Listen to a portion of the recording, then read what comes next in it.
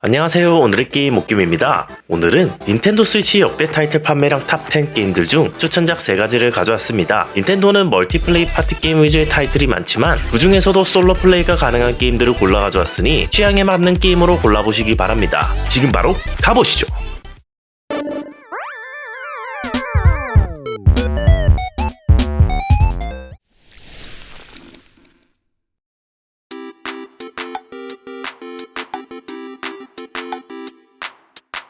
첫 번째 게임은 누구에게나 친숙한 IP인 슈퍼마리오 브라더스 시리즈의 18번째 작품인 슈퍼마리오 오디세이입니다. 슈퍼마리오 오디세이는 마리오가 쿠파에게 납치당한 공주를 구하는 이야기로 대부분의 슈퍼마리오 시리즈와 동일한 스토리를 다루고 있습니다. 하지만 오디세이에서는 쿠파가 피치 공주를 납치할 뿐만 아니라 결혼식까지 강행하는 모습을 보여주는데요. 쿠파는 결혼식에 쓸 예물을 모으기 위해 브리들이라고 불리는 토끼들을 고용하여 전세계의 진귀한 보물을 찾고 있으며 이에 마리오는 캐피라는 모자 이론과 함께 피치 공주를 구하기 위해 쿠파를 쫓아 세계 곳곳을 여행하게 됩니다. 다른 마리오 시리즈와 다르게 슈퍼마리오 오디세이만의 특징은 바로 캐피라고 불리는 모자입니다. 작중에서 마리오가 항상 쓰고 다니는 이 모자는 문을 열거나 레버를 당기고 땅에서 물체를 뽑아 올릴 때도 사용되며 캡처라고 불리는 핵심 능력 또한 사용할 수 있도록 도와줍니다. 캡처는 모자로 특정 사물이나 적을 명중하면 대상에 빙의하여 조작할 수 있도록 하는 능력입니다. 예를 들어 개구리로 변신하여 높은 지형을 오르거나 철공으로 변신하여 바위를 부숴버리는 길을 만드는 등 다양한 변신을 통해 스테이지를 헤쳐나가고 악당들을 물리치는 경험을 하실 수 있습니다. 그리고 정규 시리즈 최초로 마리오 코스튬을 변경할 수 있는 시스템이 추가되었습니다. 게임 내 각 지역별 상점에서 다양한 코스튬을 구매할 수도 있고 아미보를 통해 획득하실 수도 있습니다. 전투 또한 모자를 이용하여 진행하게 됩니다. 일부 약한 적들의 경우 모자 날리기 혹은 마리오 시리즈의 유구한 전통인 머리 밟기를 통해 쉽게 제압이 가능하지만 보스격으로 등장하는 토끼 형상을 한 브리들의 경우 특정 물체에 빙의하여 기믹을 수행해야만 유효 타격을 입힐 수 있습니다. 각 보스마다 유효 타입이기를 위한 기믹은 한눈에 알아볼 수 있도록 디자인되어 있어 난이도가 어려운 편은 아니지만 유저에 따라 3D 마리오 시리즈의 특유의 조작감에서 오는 어려움을 느낄 수도 있습니다. 슈퍼마리오 오디세이는 역대 닌텐도 스위치 타이틀 판매량 누적 순위 6위에 자리 잡고 있으며 약 2600만 장이 판매되었습니다. 그리고 엄청난 판매량과 더불어 메타스코어 97점, 유저 평점 8.9점이라는 상당한 높은 점수를 보여주고 있습니다. 옥겜의 한 줄 평, 모자를 이용한 빙의 시스템 덕에 정말 다양하고 신선한 경험을 할 수 있는 게임입니다. 난이도도 적당하고 월드 구석구석을 탐험하는 즐거움이 극대화된 게임으로 탐험을 좋아하시는 분들에게 추천드립니다.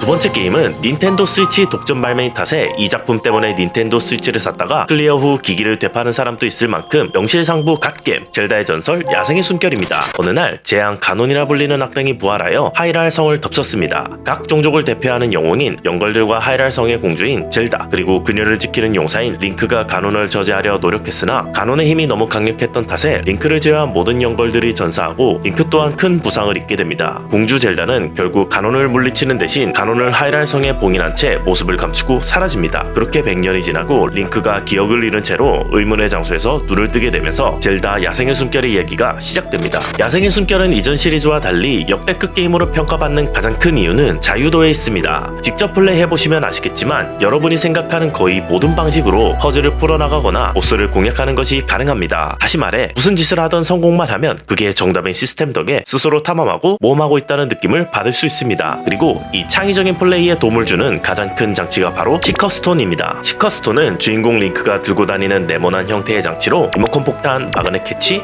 타임로, 아이스메이커 4가지 기능을 사용할 수 있도록 해주며 이 능력들을 적절히 사용하여 창의적인 난관을 헤쳐나갈 수 있게 됩니다. 전투는 야생에서 습득할 수 있는 다양한 근접 무기와 활을 이용하여 진행하게 됩니다. 나뭇가지, 녹슨검에서부터 마스터 소드까지 다양한 무기들로 일반적인 전투도 가능하며 앞서 설명드렸던 시커스톤의 리모컨 폭탄을 터뜨려 적을 공격하거나 마그넷 캐치로 물건을 잡아 휘두르 타격하는 등의 신박한 플레이도 가능하며 고인물들이 상상하지도 못했던 방법으로 데미지를 주는 영상들을 심심치 않게 찾아볼 수 있습니다. 아마 영상을 보시는 분들 중에서도 고인물 분들이 많을 거라 생각되는데 본인만의 창의적인 플레이가 있으시다면 댓글로 공유해 주셔도 좋을 것 같습니다. 젤다의 전설 야생의 숨결은 역대 닌텐도 타이틀 판매량 4위에 랭크하고 있으며 약 3천만 장이 판매되었으며 당연하게도 메타스코어 97점, 유저 평점 8.7점에 높은 점수를 보여주고 있습니다. 옥겜의 한 줄 줄평. 플레이한 지 시간이 꽤 지났지만 링크가 처음 하이랄 대지를 바라보는 장면의 연출은 아직도 기억에 선명합니다. 닌텐도 스위치가 없다면 이 게임 하나만 보고 구매해도 된다고 해도 과언이 아니라는 평이 많은 게임인 만큼 꼭 플레이해보시길 바랍니다.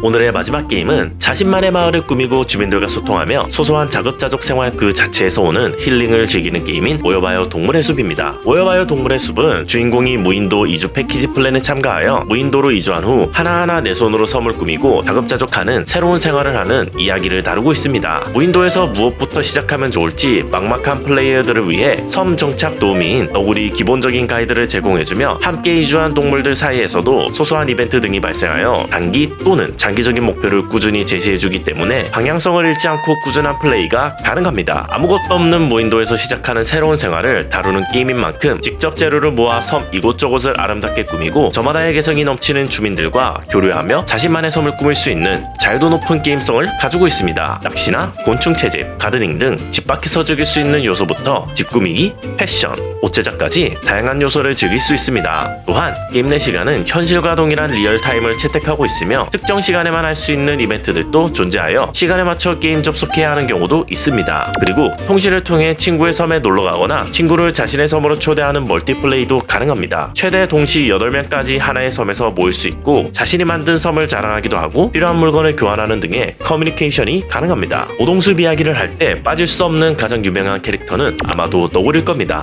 게임을 플레이해보시지 않았더라도 이 너구리는 다양한 밈으로 쓰이고 있어 익숙하실 텐데요. 모여봐요 동물의 숲에서 너구리는 기본적인 가이드라인을 제시하면 물론이고 가구 제작법을 알려주거나 게임에 필요한 재화를 대출해주는 등의 일을 하고 있습니다. 게임의 진행이 기본적으로 너구리에게 대출금을 빌려 건물을 짓거나 주어진 미션을 클리어하여 재화를 벌어 빛을 갚는 형태를 띠고 있어 유저들 사이에서 농담으로 갚아봐요 사체의 숲이라 불리기도 합니다. 모여봐요 동물의 숲은 닌텐도 스위치 역대 타이틀 판매량 2위에 랭크하고 있으며 약 4,400만 장이 판매되었고 메타스코어 90점을 기록하고 있습니다. 1위가 파티게임인 마리오 카트 시리즈인 걸 감안할 때 혼자 할 수 있는 타이틀 중에서는 압도적인 판매량이라고 할 수 있습니다. 갓겜의 한 줄평. 평화로운 분위기에 천천히 진행되는 편안한 느낌의 게임으로 느긋하게 침대에 누워 귀여운 동물들과 함께 힐링 게임을 즐기고 싶은 분들에게 추천드립니다.